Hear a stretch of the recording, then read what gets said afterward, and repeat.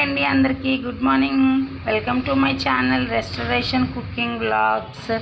ఇవాళ మార్నింగ్ అయితే బ్రేక్ఫాస్ట్ వచ్చేసి టమాటా ఎగ్ ఫ్రైడ్ రైస్ చేశానండి. మా చిన్న బాబు అడిగాడని చెప్పి దీంట్లో టమాటాస్ ఆనియన్స్ ఫస్ట్ ఫ్రై చేసుకొని దాంట్లో అన్ని రెసిపీస్ వేసి ఇంగ్రీడియంట్స్ ఇలా అయితే చేశానండి బిర్యానీ టైప్లో.